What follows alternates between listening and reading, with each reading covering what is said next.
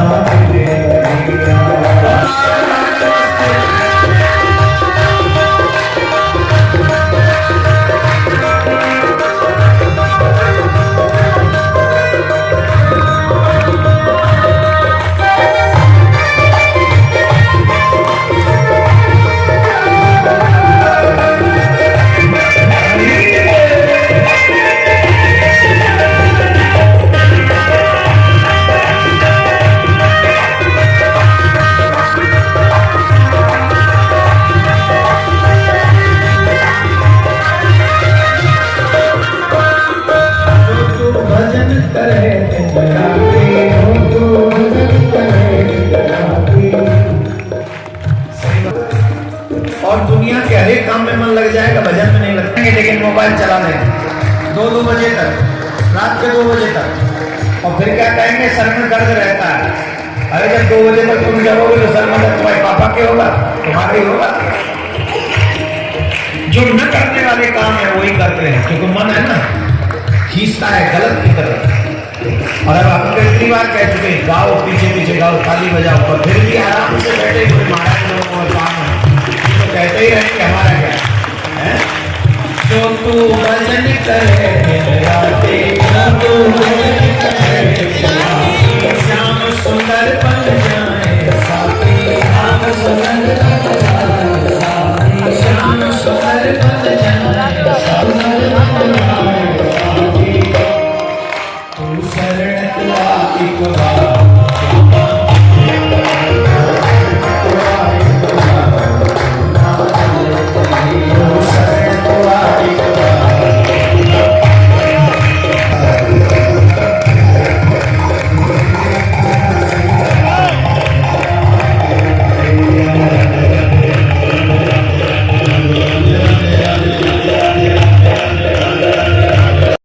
पर सभी आशीर्वाद ग्रहण करें आज के दिन।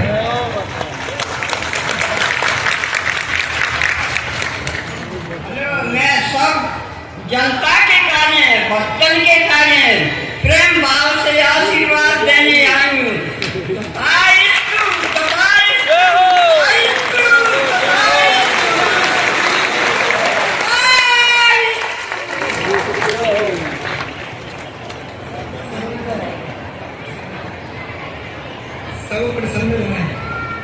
भैया ने आशीर्वाद दे दिया है, आप सब प्रसन्न रहो, आनंद करो।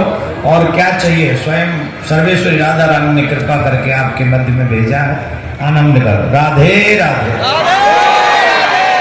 जोर से बोलना पड़ेगा। तुम धीरे बोलते हमको बड़ा। जिन्होंने समस्त जीवों के लिए पृथ्वी से अन्न इत्यादि की व्यवस्था की, पृथ्वी का दोहन किया, मंथन किया,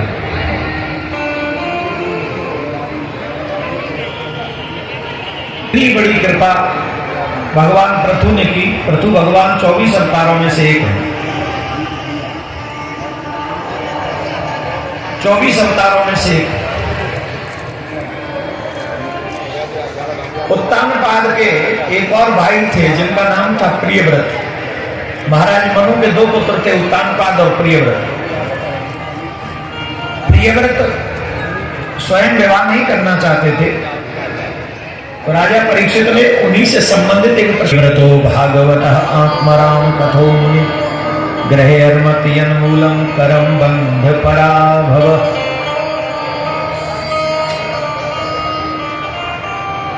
कर्म बंध पराभव। प्रियव्रत तो स्वयं भागवत थे, फिर उन्होंने विवाह करके कर्म बंधन को स्वीकार क्यों किया? वो बंधन में क्यों गए? जितने भी बच्चे यहां पर बैठे सावधानी से सुने। कल भी हमने एक बात कही थी कि मानव का सबसे बड़ा धर्म है अपने माता पिता की आज्ञा का पालन करे, बिना ये सोचे समझे कि ये उचित है कि अनुचित है। उचित के अनुचित किए विचारू धर्म जाय सिर पातक भारू। जो मनुष्य अपने माता पिता गुरु की आज्ञा का पालन करने से पहले सोचता है कि ये उचित है कि अनुचित है, तो इतने में ही उसे पाप लग जाता है। सारे पुण्य उसके नष्ट हो जाते हैं, क्षीण हो जाते हैं, सारे पुण्य नष्ट हो जाते हैं उसके। तो सबसे बड़ा धर्म अगर कुछ है तो वो यही कि जो माता पिता ने आज्ञा दी है तो तुरंत उस आज्ञा का पालन किया जाए। आज के भैया भाई साहब कृपा करके निवेदन, भगवान की आज्ञा से कम नहीं है। आज भी युग में बड़ी कठिन समस्या है। बेटा हो या बेटी कैरियर बनाने के चक्कर में 33 साल के हो रहे हैं, मम्मी पापा कहते विवाह कर लो, तो वो कहते अरे अभी तो हम अपने पैरों पे नहीं खड़े हुए, और तुम पैरों पे बुढ़ापे तक नहीं खड़े हो तो क्या करें? तुम्हारे पैरों ने बेचा में कहूं। पैरों पे खड़े होने के लिए क्या करना होगा?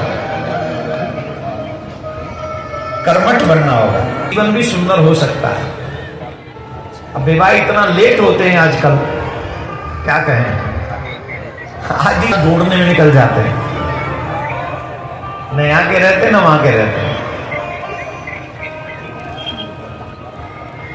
प्रियव्रत जी स्वयं नहीं चाहते थे कि उनका विवाह हो, परंतु जब महाराज मनु ने कहा कि तुम विवाह करो, ब्रह्मा जी ने कहा कि विवाह करो, तो तुरंत विवाह के लिए तैयार हो गए और वो धर्म चला। ऋषभदेव भगवान, ऋषभदेव भगवान के पुत्र हुए जिनका नाम था भरत। क्या नाम है? भरत। भरत जी महाराज के विषय में ऐसा प्रसंग आता है भागवत में, 3 अवतार हुए, 3 जन्म लेने पड़े भरत जी महाराज को। किसके कारण? अहम के कारण। अहम के कारण, मैं और मेरा। शास्त्रों में कहा गया है अंत मति सुगति। प्राण निकलते समय मनुष्य की जैसी मति होती है, अगले जन्म में उसकी वैसी गति होती है। इसीलिए हमारे यहां व्यवस्था है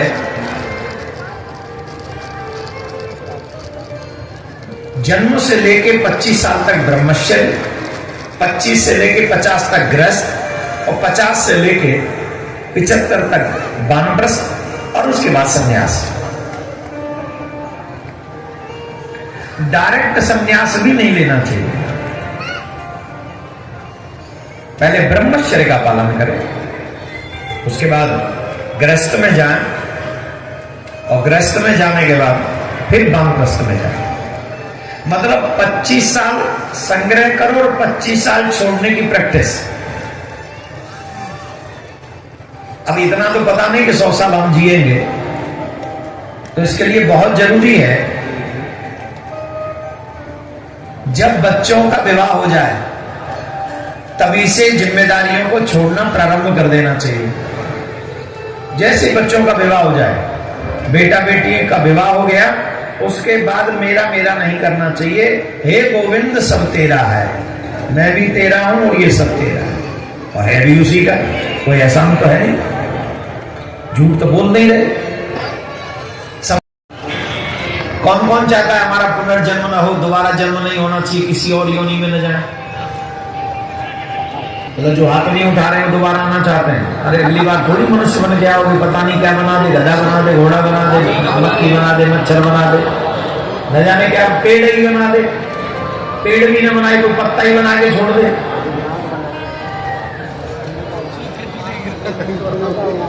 क्या करोगे बोलो?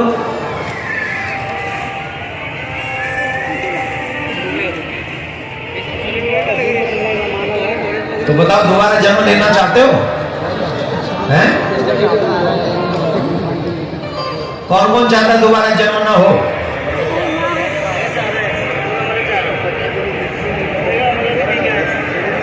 तो जो जिन्होंने हाथ नहीं उठाया वो तो मरना ही नहीं चाह रहे। कितने तो वो तो कह रहे जो वो सो वो मरे ही ना, ऐसी कृपा करवा कुछ। अभी ऐसा कहीं चमत्कार नहीं हुआ कि तुम्हें मरने से रोका जा सके। अभी साइंस इतना इंप्रूव नहीं हुआ जो तुम्हें मरने न दे। It's confirm my dear, one day we will die. No, अगर चाहते हो कि दोबारा जन्म न हो तो उसके लिए अपने ऋषि मुनियों की बताई हुई परंपरा का निर्वहन करो।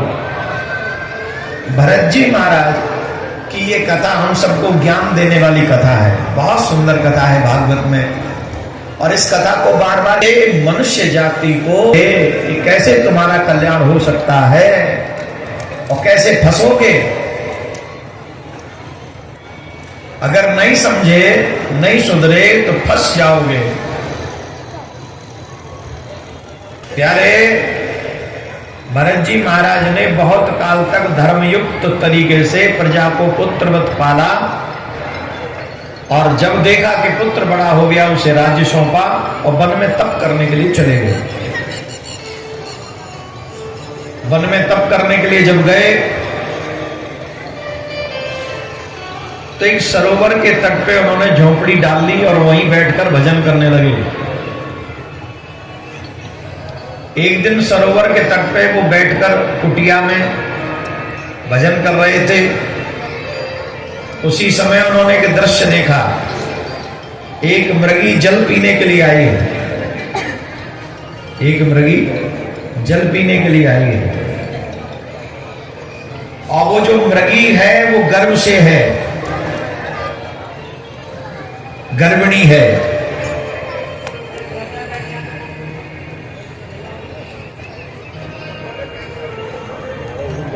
उसी समय काल का प्रभाव देखिए, एक सिंह के दहाड़ने की आवाज सुनी, और सिंह की दहाड़ सुनने के बाद वो मृगी भयभीत हो गई, डर गई, और उसकी प्रसव पीड़ा प्रारंभ हो गई, और उसने एक बच्चे को जन्म दिया। डर की वजह से जल्दी हो गई। अब उसका भय तो समाप्त हुआ नहीं था, तो प्राण बचाने के चक्कर में वो सरोवर में कूद गए। सरोवर में कूदी क्योंकि अभी अभी प्रसव पीड़ा से मुक्त हुई है, कमजोर थी, अधिक देर जल में तैर न सकी, तो उसके प्राण निकल गए डूब के। अब ये दृश्य भरत जी महाराज देख रहे हैं। इसकी मां मर गई, इस बच्चे का जन्म हुआ है, अभी इसका लालन पालन कौन करेगा? तो भरत जी को उस मृग के बच्चे पे दया आ गई, और उस मृग के बच्चे को अपनी कुटिया में ले आए और उसका लालन पालन करने लगे। जो उसे प्रिय लगे वो खिलाएं, जल पिलाएं, लाड़ लड़ाएं। ये सब व्यवहार उसके साथ होने लगा। सावधानी पूर्वक सुनिएगा, और जितने भी 60+ हैं वो तो सुन ही लेना ध्यान से। और ये शायद भगवान ने तुम्हें आखिरी मौका दिया हो सुधरने का, इसके बाद पता नहीं कल क्या हो।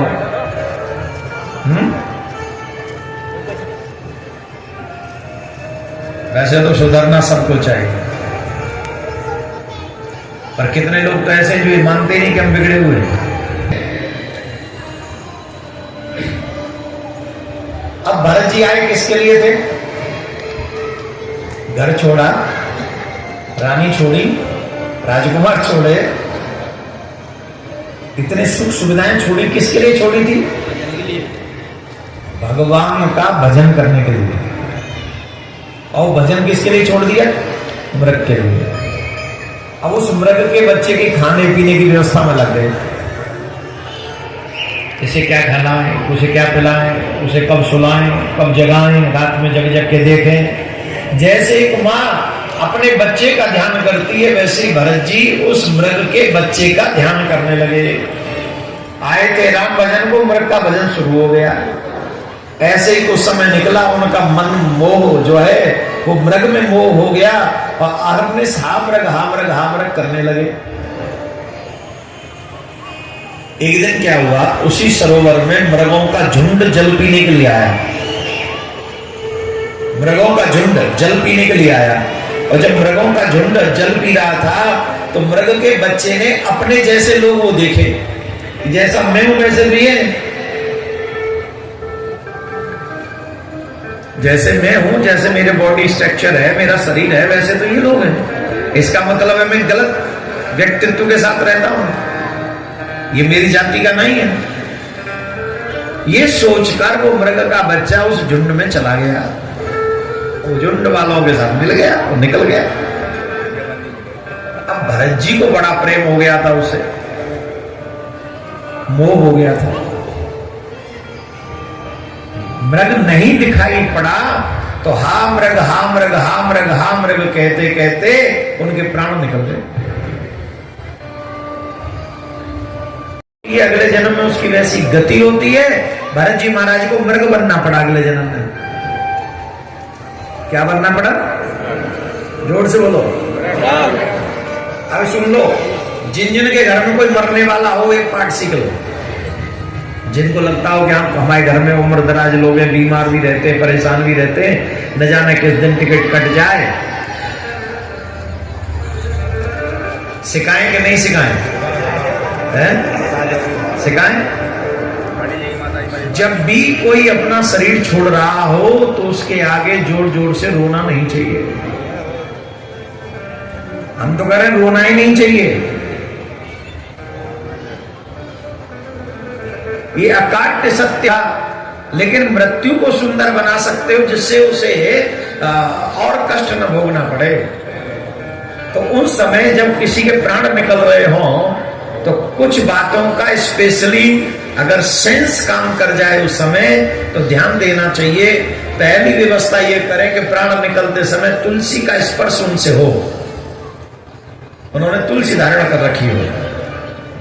अब हॉस्पिटल में मर गए थे, डॉक्टर लोग वैसे ही सब बोले हटा दो, सबसे पहले तुलसी हटा देते हैं, कलावा भी हटा देते हैं। तो पहला प्रयास ये करो कि तुम्हारा कोई भी व्यक्ति हॉस्पिटल में न मरे, घर में मरे। और घर में भी पृथ्वी पे मरे तो अति उत्तम, बेड पे न मरे, बिस्तर पे न मरे। जब प्राण निकलने वाले होते हैं ना तो अनुभव हो जाता है। अगर कोई सीनियर बुजुर्ग हो तो उन्हें पता लग जाता है कि प्राण निकलने वाले हैं, तो वो फिर नीचे उतार लेते हैं। अरे भैया अब ले लो, बोल बंद हो गया, ये बंद हो गया। बड़ी कृपा सभी संत भगवान की हम सब के ऊपर।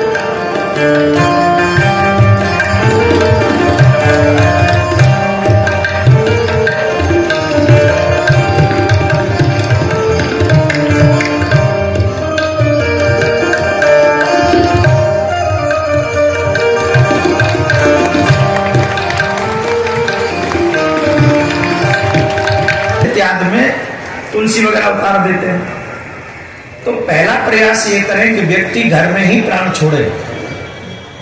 दूसरा, पृथ्वी पर कुसा बिछा दें, कुछ न मिले तो गंगा जल छिड़क दें और वहां उनको नीचे लिटा दें, और आसपास में तुलसी का बिरवा कहीं हो तो वो लाद के वहां रख दें, भगवान की कोई छवि वहां रख दें, और भगवान का नाम जोर जोर से लें। सारे परिवारी जनों को रोने, चीखने, चिल्लाने की बजाय उसकी यात्रा पूरी हो रही, अभी भी पहचान कराने में लगे हुए। अब क्या करोगे पहचान? ये पहचान भी लगे तो कौन से तुम्हें भारत रत्न मिल जाएगा? जिनने पहचान रहे ये कौन है? ये सब यमदूत हैं। इनको पहचानने में लग गए तो प्राण निकल जाएंगे, दोबारा फिर आना पड़ेगा। अगर आप वाकई अपने उस परिवारी जन से प्रसन्न हैं, उनका भला चाहते हैं, तो सबसे पहला काम आपको जोर जोर से कीर्तन करना चाहिए, भगवान के नाम का मंत्र। संभव है कि वो बोल ना सके पर कानों में तो जाएगा, नाम तो जाएगा कानों में, और आसपास में वातावरण अगर कृष्णमय, राममय, देवीमय, देवमय हो गया तो यमदूत नहीं भटकेंगे, वहां पर भाग जाएंगे यमराज के दूत। जहां तुलसी होती है वहां यमराज के दूत नहीं आते, जहां भगवान का नाम होता है वहां यमराज के दूत नहीं आते, जहां गंगा जल होता है वहां से यमदूत भाग जाते हैं। तो अगर आप वाकई अपने परिवारी जन और ये अपने बच्चों को लिखें कि जब हमारे प्राण निकलने वाले हों तो उस समय भैया ऐसी व्यवस्था, तुम रोगे तो वो आंसू भी उन्हीं को पीने पड़ेंगे रास्ते में। और कई तो रोते समय आंख से भी रोते, नाक से भी रोते, देखा आपने? बड़ी जोर जोर से रोते, नाक भी बह रही, आंख भी बह रही। जो जो बह रहा है ना रोते समय, वो सब उसी को पीना पड़ेगा। मैं ऐसे अपने आप नहीं कह रहा, गरुड़ पुराण का वक्तव्य है ये।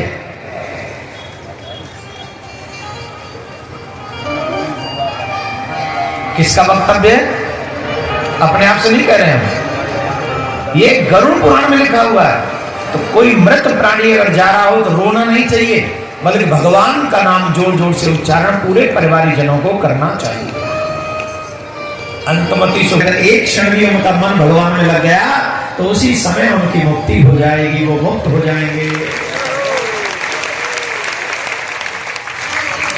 तेरी एक ना चलेगी, छोड़ दे घमंड मेरी छोड़, तेरी एक ना चलेगी, छोड़ दे घमंड मेरी छोड़, तेरी एक ना चलेगी, छोड़ दे घमंड मेरी छोड़।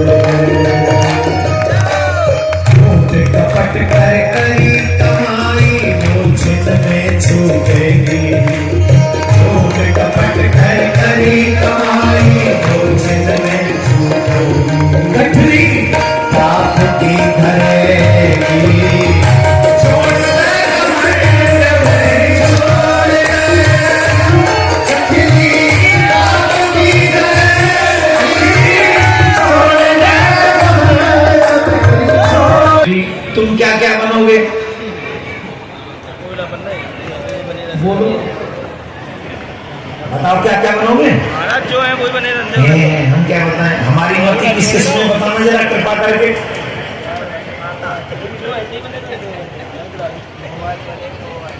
बताओ हमारी मति किस किस में? बेटा में हमारी मति, बेटी में हमारी मति, बहू में हमारी मति, नाती में हमारी मति, घर में हमारी मति, दुकान में हमारी मति, और परिवार काम में हमारी मति। अरे और छोड़ो, ये तो कुछ भी मति नहीं है, मुसीबत तो है मोबाइलों की, मोबाइल में भी मति। कितने लोगों को तो ये चक्कर रहेगा कि अगर हम मर गए तो हमारा मोबाइल बेकार हो जाएगा, क्योंकि हमें ही पता है पासवर्ड और किसी को पता ही जाता है। तुम चुपचाप बैठे रहो, घर बैठे ही अपमान हो जाता है। तुमने कुछ किया ही नहीं कि तुम्हारा अपमान हो गया, पता चले कि तुम्हारा अपमान हो गया, कुछ किया ही नहीं है फिर भी हो गया।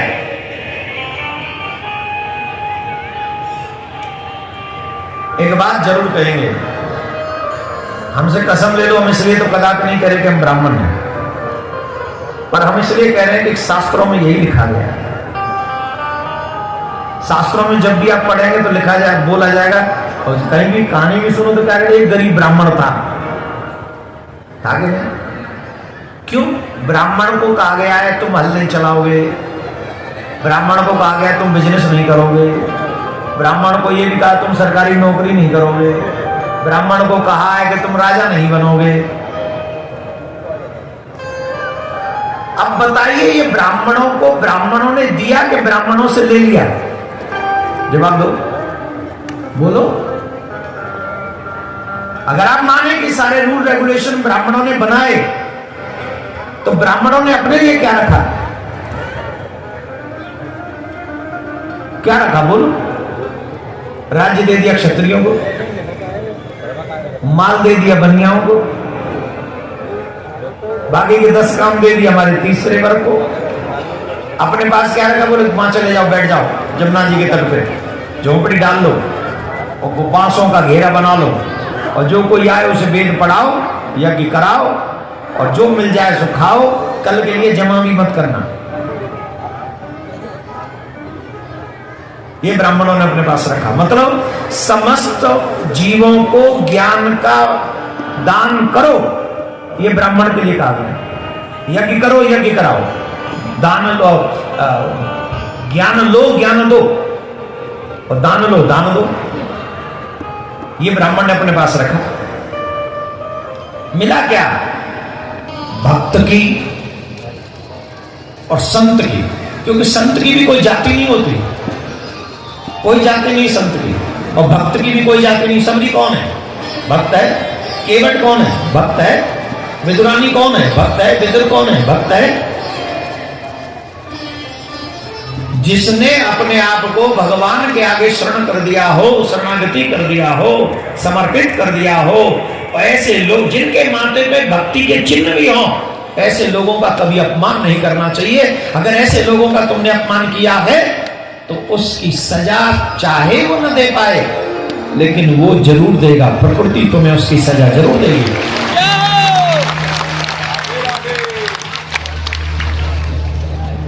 गाली देना बहुत आसान है, थप्पड़ मारना बहुत आसान है, लेकिन गाली सहना बहुत मुश्किल काम है। थप्पड़ सह के चुप रहना बहुत आसान है। अरे 15-20 गुंडे इकट्ठे हो जाओ, किसी को भी पीट दो, गाली दो, क्या कौन सी बड़ी बात है? और 15-20 की जरूरत नहीं, हट्टे कट्टे अकेले खड़े हो जाओ। लेकिन पावर होते हुए भी सहन करना। एक थप्पड़ मार दे तो मर जाएगा, वो भी तुम्हें उल्टा सीधा बोल रहा हो, फिर भी सुन लेना। ये सही मायने में सहनशीलता है, और यही सबसे बड़ी पावर है, यही सबसे बड़ी शक्ति है। महाराज क्षमा कर देना, साप मत देना। बोले देखा, हम साप वाले ब्राह्मण नहीं है, हम तुम्हें साप नहीं देंगे, पर जो तुम कह रहे हो वो गलत है। तुम सत्संग में जा रहे हो, और सत्संग में जाकर भी अगर तुम्हारी बुद्धि सुंदर नहीं है, अभी भी राजा होने का अहंकार है, तो क्या लाभ? ध्यान से सुनिए, सत्संग में जाकर अगर तुम में अहंकार है कि मैं तो 10 बीघे का जोता हूं, मैं तो गांव का सरपंच हूं, या मैं विधायक हूं, या मैं मंत्री हूं, या मैं MP हूं, या मैं व्हाटएवर यू हैव, जो भी आप हो, अगर वो अहंकार आपको कथा में बैठकर भी है तो आपका कथा में आना निष्फल है। फिर आप कथा में आए नहीं हो, जबरदस्ती बस लोग प्रशंसा के लिए आ गए हो। कथा में आने का मतलब है अपने अहम को त्याग करके मैं सबसे छोटा वैष्णव भक्त हूं, सबसे छोटा, तिनका भी मुझसे बड़ा है, ऐसी विनम्रता, ऐसी दीनता। बड़े घरों में रह के कोई बड़े नहीं बनते। जिनकी वाणी बड़ी होती है, जिनका आचरण बड़ा होता है, जिनका व्यवहार बड़ा होता है, सही माने में वही बड़े होते हैं। बड़े बनो, अब बड़े बनो। तो मेरे प्यारे भरत जी महाराज ने बहुत सुंदर उपदेश दिया, अनेक प्रसंग हैं इसके बाद, पर हम चाह रहे हैं कि थोड़े बहुत आपको नरकों का भी वर्णन सुना दें। सुनाएं? हैं? सुनाएं कि नहीं? सुनाना चाहिए, क्योंकि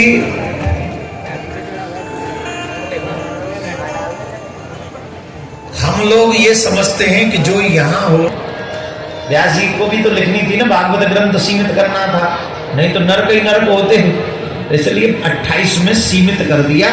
अब उन 28 नरकों में आप लोग ध्यान से सुन लो। तथा दक्षिण दिशा की ओर है। कौन सी दिशा में? नरक जो है वो दक्षिण दिशा की ओर है, जहां पर वो क्या, कहां पर है? बोले पृथ्वी के नीचे और जल से ऊपर। पृथ्वी के नीचे और जल से ऊपर वो नरक वहां पर है, जहां जिस दिशा में, दक्षिण दिशा में हमारे पितृगण बैठकर अपने आने वाली पीढ़ी के लिए भगवान से प्रार्थना करती रहती है, उसी दिशा में पितृगण भी दक्षिण में रहते हैं। और यमराज की जो नगरी है वो भी दक्षिण दिशा में है। तो सुनो, उस नरक में सूर्य पुत्र पितराज यमराज का राज्य रहता है। हे परीक्षित, कोई व्यक्ति लोभ कर रहे हैं और में से कुछ नरक सुनो। जो पुरुष दूसरे के धन का, दूसरे की संतान का, दूसरे की स्त्री का हरण करते हैं, अपने चैनल पर डाल दो। यही तीनों चीज आजकल ज्यादा चल रही है। हॉस्पिटल से बच्चे चोरी हो जाते हैं, और कितने तो हॉस्पिटल में बच्चे ही बदल देते हैं।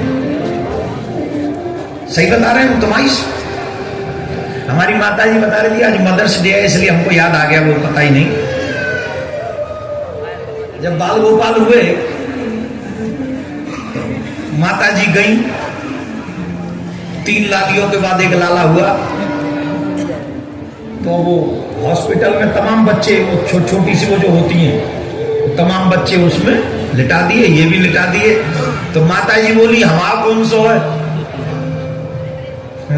हमारा कौन सो है? बोले माता जी ये है। तो माता जी अपने पास से धागा लेके गई थी कलावा, और उसके हाथ में बांध के आ गई। बोले इनको कहा पता कौन से बदल के हमें दे दे, हमें पता तो रहेगी जी हमारा है। तो हॉस्पिटल में बच्चे बदल जाते हैं। पराये संतान का हरण, पराये धन का हरण, पराई स्त्री का हरण। आजकल देखो आप लोग न्यूज सुनते हो, 4 बच्चों की मां फरार। हंस रहे हो? तुम खाओ कसम, तुमने ना सुनी हो तो खबर ऐसी? मैं झूठ बोल रहा हूं तो बोलो।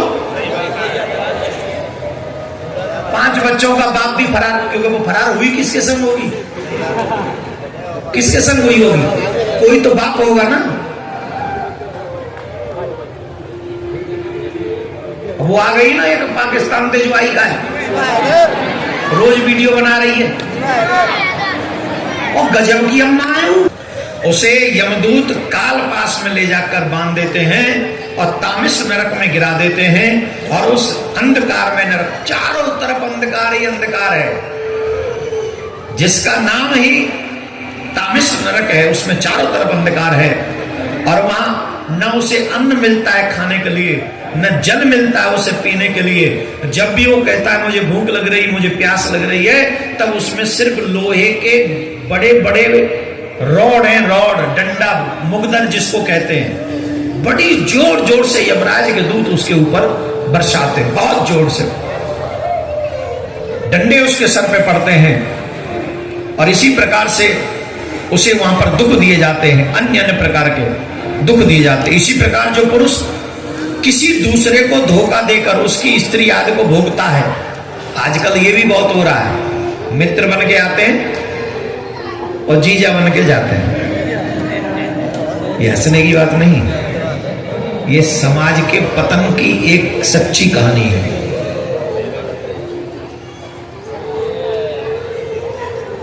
भाभी को तो ऐसे समझ लिया जैसे कोई भी मजाक करो, ये गलत है। जब हम मित्रता किसी से करते हैं तो मित्रता का मतलब है भाई के समान, और अगर वो भाई बना लिया तो उसकी पत्नी हमारी भाभी माँ हो गई। छोटा है उम्र में तो वो पुत्री के समान हो गई।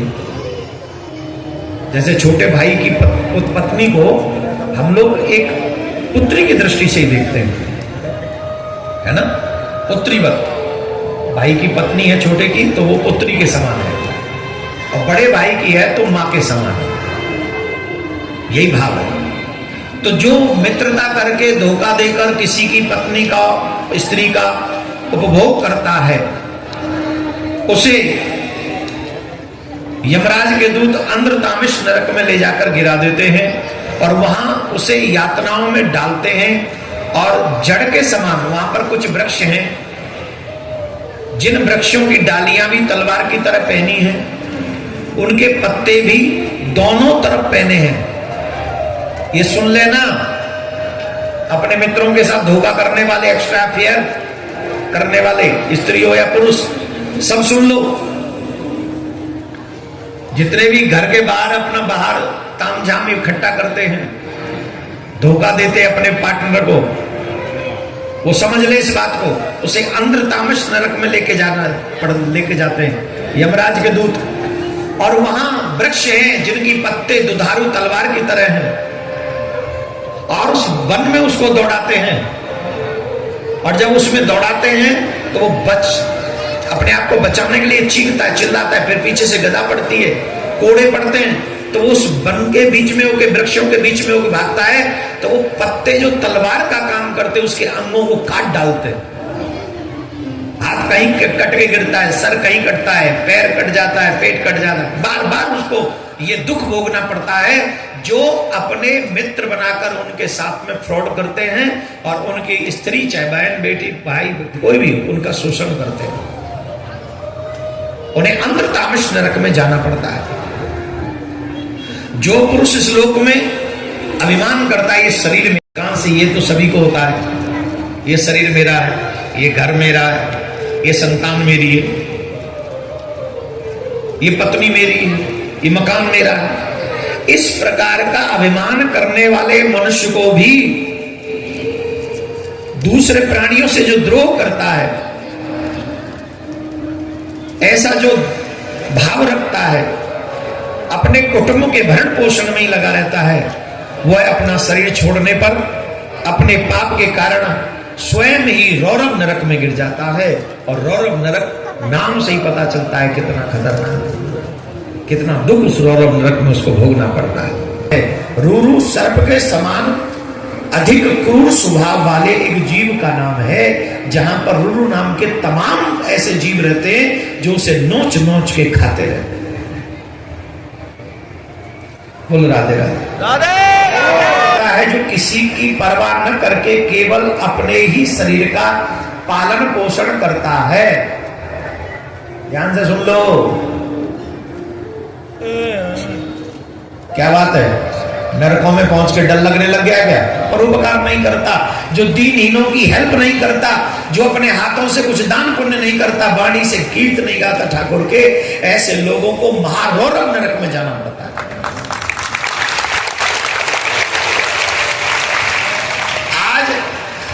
संसार की स्थिति देखो, ज्यादातर क्या करने में लगे, सिर्फ अपना पेट भर में गिराया जाता है, जहां वो रूरू नाम के पक्षी उसका मांस नोच नोच के खाते। जब वो कहता है मुझे भगवान का नाम तक तूने नहीं लिया, भगवान की कथा तक तूने नहीं सुनी, सिर्फ पेट भर भर के तूने अन्न खा खा के अपना मांस बढ़ाया है, बताइए मांस तेरे किस काम में आएगा? किस काम में आएगा बता? अब इसे हम खाएंगे, अब हम खाएंगे तुझे, तो वो उसे खाते रहते हैं।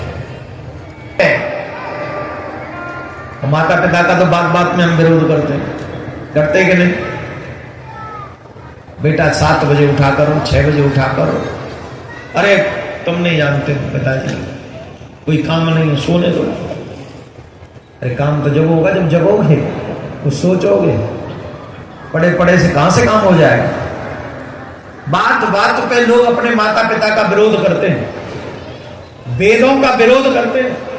आज आपको ऐसे बहुत से लोग मिल जाएंगे जो वेद धर्म की निंदा करते हुए मिलेंगे, साधु संत को भी अपमानित करते हुए मिलेंगे। पिता ब्राह्मण वेद का विरोध करते हैं, उसे यमदूत कालसूत्र नामक नरक में ले जाते हैं। इसका घेरा 10,000 योजन लंबा चौड़ा है। जो अपने वेद का विरोध करते हैं, अपने धर्म का विरोध करते हैं, आदरणीय लोगों का अपमान करते हैं, और बहुएं अपनी सासू माँ का अपमान करती हैं। हरी सासू मैया काल सूत्र में ले चले और माँ सेवा करूंगी जन कैसे है। मनुष्य के शरीर में रोम है, उतने 1000 वर्ष तक उस नरक की यातना उसे भोगनी पड़ती है। मैं समझ सकता हूं तुमसे ताली अब 9 बजे, अब 9 बजे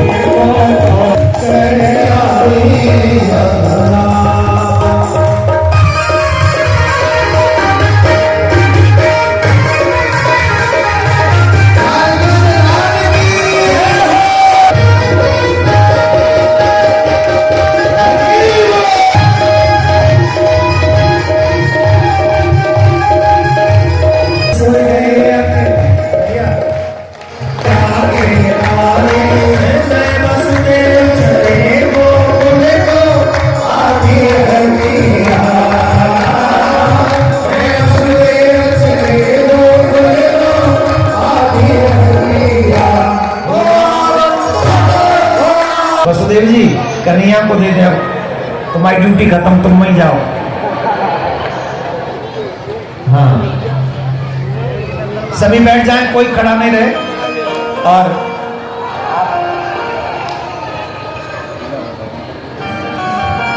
वृंदावन बिहारी लाल की बाल कृष्ण भगवान। बड़े महाराज जी, छोटे महाराज जी सब परिवार भगवान का पूजन करेंगे। वासुदेव प्रशांति के साथ बैठे रहेंगे, क्योंकि आप सब लोग इतने भक्त मंच पर आकर के भगवान का पूजन करें, इतना समय संभव नहीं है। आज अत्यधिक भक्तों की संख्या है। आप सब शांति के साथ अपने अपने स्थान पर बैठे रहें। हमारे कार्यकर्ता आपके मध्य आ रहे, जो भी श्रद्धा सुमन भगवान के चरणों में बधाई स्वरूप आपको